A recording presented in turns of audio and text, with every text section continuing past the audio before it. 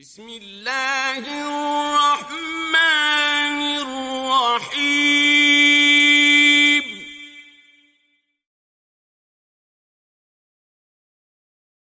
السلام علیکم ورحمۃ اللہ وبرکاتہ۔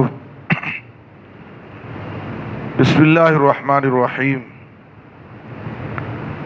عن اسماء بنت عمیس رضی اللہ تعالی عنہا قالت قال لی رسول اللہ صلی اللہ علیہ وسلم الا اعلمک کلمات تقولینہن عند الکرب او فی الکرب اللہ لا اشرک بہ شیئا، رواہ ابو داؤد۔ محترم حضرات، نبی صلی اللہ علیہ وسلم صحابہ کرام کو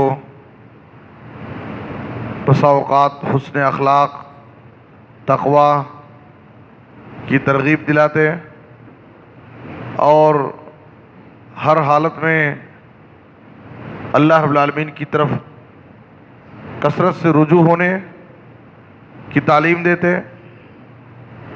اور دعاؤں اور اذکار کی ترغیب دلاتے تھے۔ دعا اور اذکار ایک مومن کی زندگی کا وظیفہ ہونا چاہیے۔ ایسا نہیں کہ جب تکلیف ہو، پریشانی ہو اور مصیبت میں آدمی پھنسے اسی وقت اللہ کو پکارے، بلکہ ایک مومن کو ہمیشہ دعاؤں کا اہتمام کرنا چاہیے، اذکار کی پابندی کرنا چاہیے، اس لیے کہ دعاؤں سے جہاں پیش آمدہ مصیبت دور ہوتی ہے وہیں آنے والی مصیبت بھی ختم ہو جاتی ہے، ٹال دی جاتی ہے۔ نبی صلی اللہ علیہ وسلم نے کہا ان الدعاء ينفع مما نزل ومما لم ينزل فعلیکم عباد اللہ بالدعاء۔ جو مصیبت آ گئی ہے اور جو مصیبت ابھی آنے والی ہے، ہماری زندگی میں آ سکتی ہے، ان سب کے لیے دعا بہت نفع بخش چیز ہے۔ انسان کو اللہ کے سامنے ہاتھ پھیلانا چاہیے، اللہ سے دعاؤں کا اہتمام کرنا چاہیے۔ نبی صلی اللہ علیہ وسلم نے کہا فعلیکم عباد اللہ بالدعاء، اس لیے اے اللہ کے بندو تم دعا کو لازم پکڑو، دعاؤں کا اہتمام کرو۔ کچھ خاص دعائیں نبی صلی اللہ علیہ وسلم نے مختلف مناسبتوں سے سکھائی ہیں، ان دعاؤں کا خصوصی طور پر اہتمام کرنا چاہیے۔ اسماء بنت عمیس رضی اللہ تعالیٰ عنہ کہتی ہے کہ مجھ سے رسول اللہ صلی اللہ علیہ وسلم نے ایک دن کہا کہ کیا میں تمہیں وہ کلمات نہ سکھاؤں، ایک ایسی دعا نہ سکھاؤں جو دعا تم خاص طور پر مصیبت اور پریشانی کے وقت پڑھو۔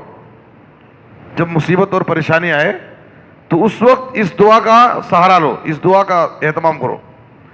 تو آپ صلی اللہ علیہ وسلم نے کہا تکرار کے ساتھ 2 مرتبہ اللہ لا اشرک بہ شیئا۔ اس میں ایک تو بندہ اللہ رب العالمین کی توحید کا اقرار کرتا ہے اور شرک سے برات کا اعلان کرتا ہے، میں اللہ رب العالمین کے ساتھ کسی کو شریک نہیں کروں گا۔ تو نبی صلی اللہ علیہ وسلم نے کہا کہ مصیبت اور پریشانی کے وقت خاص طور پر آدمی اللہ رب العالمین کی توحید کا ذکر کرے، توحید کے اذکار، توحید کے کلمات اپنی زبان سے پڑھے تو اللہ رب العالمین اس سے راضی ہو کر کے اس مصیبت کو اس سے ٹال دے گا۔ اللہ لا اشرک بہ شیئا، یہ ابو داؤد کی حدیث ہے۔ طبرانی اور مسند احمد میں اسماء بنت عمیس ہی سے دوسرے الفاظ ثابت ہیں اور اس میں اور زیادہ فضیلت ہے۔ آپ صلی اللہ علیہ وسلم نے کہا من اصابہ ہم او غم او سقم او شدت، جس بندے کو، جس انسان کو کوئی غم، کوئی فکر، کوئی بیماری، کوئی پریشانی لاحق ہوئی، فقال، اور اس نے غم اور فکر کے موقع پر، بیماری میں، پریشانی میں پھنسنے کے بعد یہ دعا پڑھا تو نبی صلی اللہ علیہ وسلم نے کہا کشف عنہ، اللہ رب العالمین اس سے اس غم کو، اس بیماری کو، اس پریشانی کو دور کر دے گا۔ تو مسند احمد اور طبرانی کی روایت میں جہاں پر یہ ساری فضیلتیں بیان کی گئی ہیں اس کے الفاظ الگ ہیں۔ اس میں نبی صلی اللہ علیہ وسلم نے دعا سکھائی اللہ لا شریک، اللہ ربی لا شریک لہ، اس کے الفاظ الگ ہیں. اللہ ربی لا شریک لہ. نبی صلی اللہ علیہ وسلم نے کہا کہ اگر کوئی شخص کسی بھی غم اور فکر کے موقع پر, کسی بھی بیماری میں یا پریشانی میں اس دعا کو پڑھتا ہے, اللہ ربی لا شریک لہ کشف عنہ, تو اللہ تعالیٰ اس کے غم و فکر کو اور اس کی بیماری اور پریشانی کو اللہ اپنے فضل سے, اپنی قدرت سے ٹال دے گا, اس کو ختم کر دے گا, اس سے نجات دے دے گا. تو چھوٹے چھوٹے الفاظ ہیں, چھوٹی چھوٹی دعائیں ہیں. اللہ ربی لا شریک لہ, اور دوسری روایت کے مطابق اللہ ربی لا اشرک بہ شیئا. ملتے جلتے الفاظ ہیں. اگر ہم بار بار مختلف مناسبتوں سے اپنی دعاؤں میں اس کو شامل کریں گے تو اس کو یاد کرنا ہمارے لیے آسان ہو جائے گا. دعاؤں میں خاص چیز کیا ہے کہ نبی صلی اللہ علیہ وسلم نے دعاؤں کی جو فضیلت بیان کی ہے اور اس کے جو فائدے بیان کیے ہیں, ہمیں اس نیت کے ساتھ پڑھنا چاہیے اور یقین کے ساتھ پڑھنا چاہیے, اور اس کا جو معنی اور مفہوم ہے اس کے معنی اور مفہوم کو بھی سمجھنے کی کوشش کرنا چاہیے, اور اس دعا میں جو پیغام ہے اس پیغام پر بھی عمل کرنا چاہیے.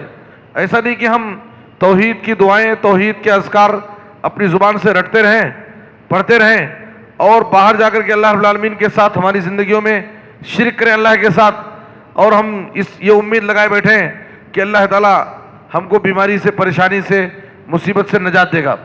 تو دعاؤں کے ذریعے اللہ تعالیٰ ہمیں توحید کا درس دیتا ہے کہ ہمیں دعاؤں کے ساتھ ساتھ باقاعدہ اس پر اپنے عملی زندگی میں اس پر عمل ہونا چاہیے. دعا پڑھنے کے ساتھ ساتھ اس کے مطابق ہمارا عمل بھی ہونا چاہیے. ہم زبان سے اللہ کی توحید کی گواہی دیں, اللہ کی توحید کا ذکر کریں, اور عملی طور پر اپنی زندگی میں اللہ کے ساتھ کسی کو شریک کریں, تو اس سے دعاؤں کا فائدہ حاصل ہونے والا نہیں ہے. تو اس لیے یقین کے ساتھ دعا کریں اور اس کا معنی اور مفہوم بھی سمجھنے کی کوشش کریں, اور دعا میں جو معنی اور مفہوم ہے, جو تعلیم ہے, اس کے مطابق ہمارا عمل بھی ہونا چاہیے.